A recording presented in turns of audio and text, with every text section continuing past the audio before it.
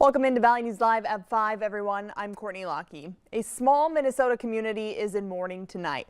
The Red Lake Department of Public Safety shared this afternoon they lost one of their own, as well as a Red Lake band member.